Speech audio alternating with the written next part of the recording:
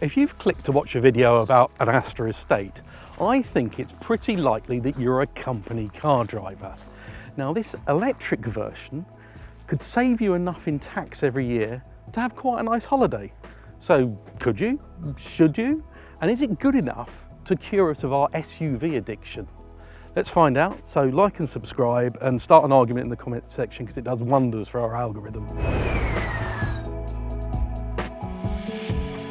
Okay, so SUVs. They've got a bit of a bad reputation. The petrol and diesel ones are called gas guzzlers, and it's difficult to claim you're saving the planet in an electric SUV if it weighs 3 tonnes. It's sort of a what waster, I suppose.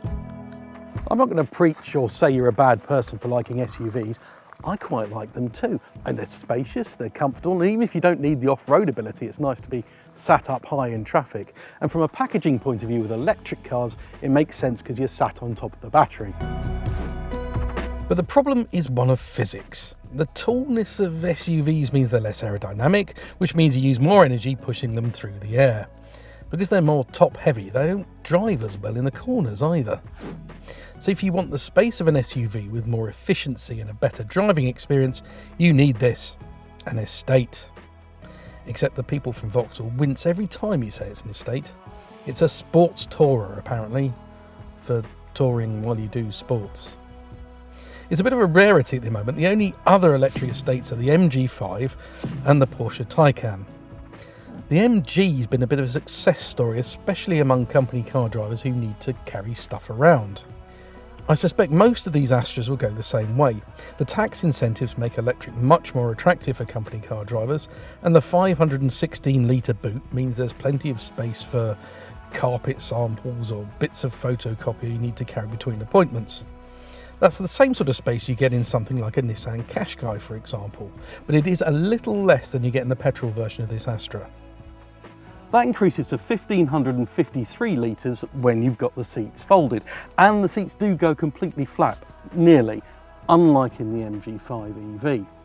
It's also just about long enough to accommodate you if you get thrown out of your house because you've forgotten your wedding anniversary. Sorry, dear. It's big enough in the back here, but it's certainly not as big as something like a Skoda Enyaq, and it's also a bit black, a bit dark, and some of the materials are a bit scratchy. The other thing about the Astra, which they like to talk about, is how comfortable the front seats are. Now, Nicola didn't really like them in the hatchback, but I do find these really comfortable.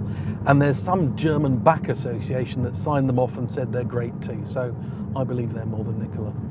So what about the driving? Well, we've already had a go in the hatchback version of the Astra, and we've got a review of that, and we were generally impressed. And this has more of the same qualities. First of all, the efficiency.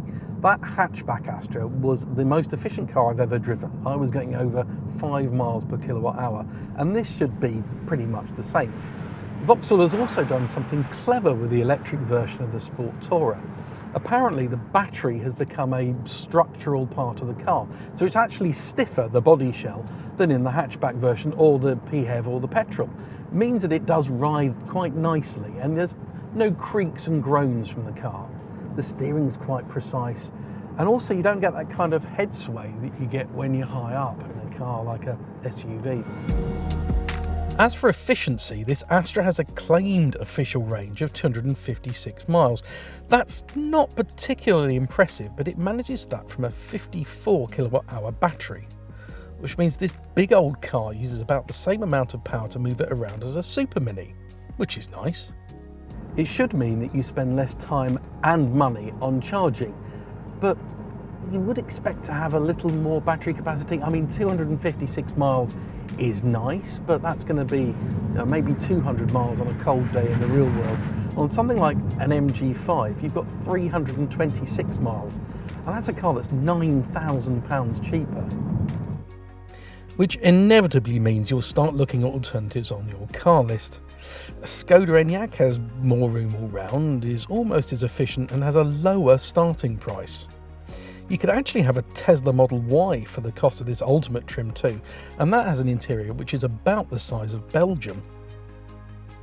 Now, this car is certainly more modern and nicer to drive, more solid feeling than the MG. But that £9,000 does niggle in the back of your head. Now, of course, most of these cars will be bought by a company and it'll be fed into an accountant's spreadsheet and will come out as a monthly leasing cost.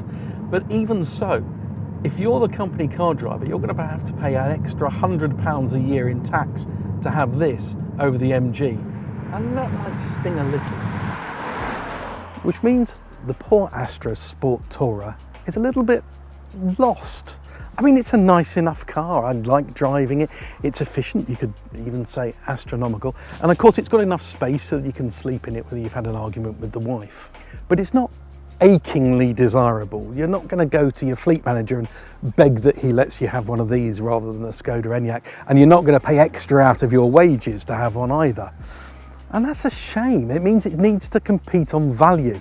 And it just doesn't. I mean, the entry-level one of these cars is £40,000, and there are a lot of cars that do things better and cheaper, which means I'm not sure this is the antidote to the SUV that we might all have been looking for.